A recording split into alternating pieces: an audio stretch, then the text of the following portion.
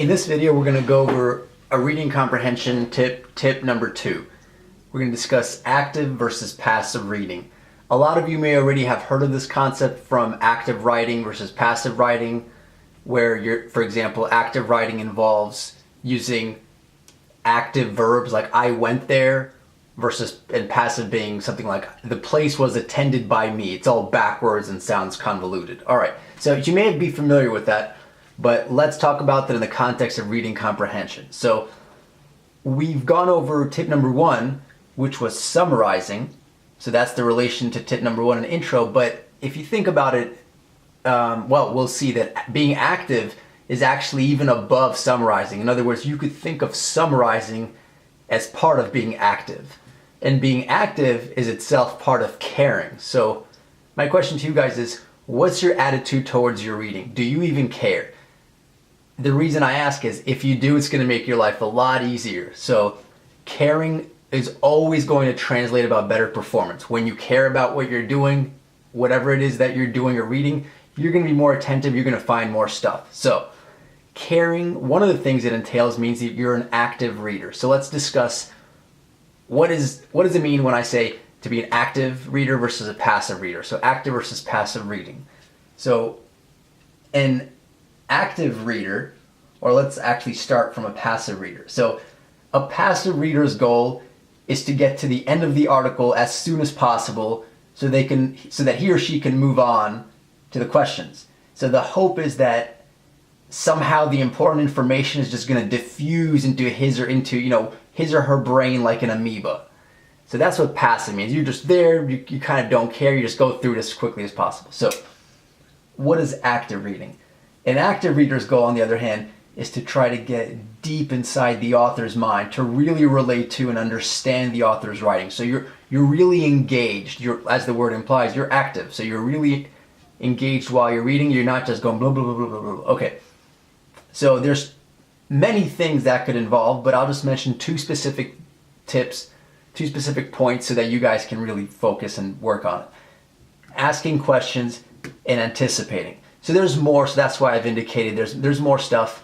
One of the things that is kind of part of this is what I call breadcrumbs, but it's so important, and by the way, that's not the only thing, but this thing I feel is so important that I'm going to make a separate video on it. So stay tuned for that. That'll be tip number 3. So let's discuss asking questions and anticipating.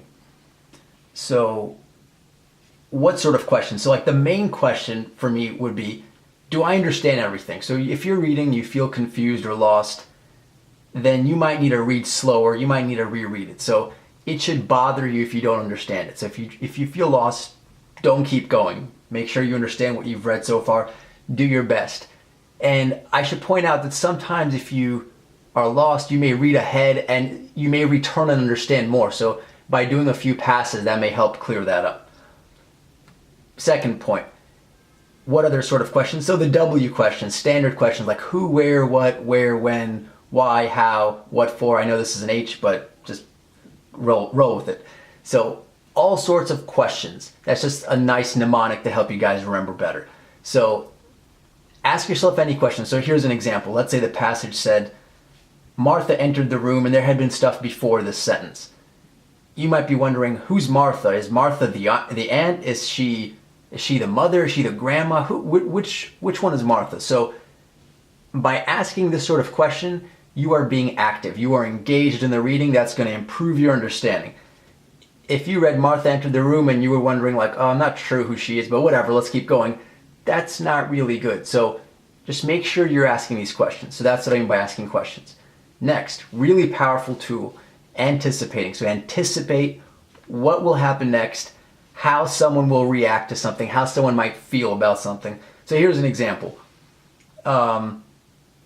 Let's say there's a scene and you read about Martha coming in and breaking something that belonged to Jerry.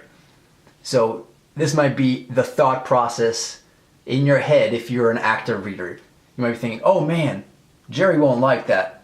Martha just broke his favorite video game. And then you keep reading.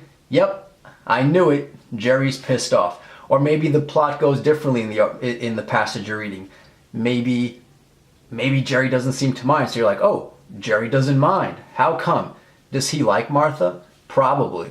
So this is sort of like the inner monologue. These are some inner thoughts you might have if you're really anticipating, like, okay, something happened. What do I think is going to happen next? If you're doing this, it doesn't matter if you guessed it correctly or not. I mean, it helps to guess it correctly, but just the mere act of doing it will get you really engaged in what you're reading. So I'll leave it at that, and just keep in mind that this may sound pretty obvious, but if you're reading the more difficult and boring a passage is, the more you need to do this, because otherwise you can get really lost. All right, I'll see you guys in the next video.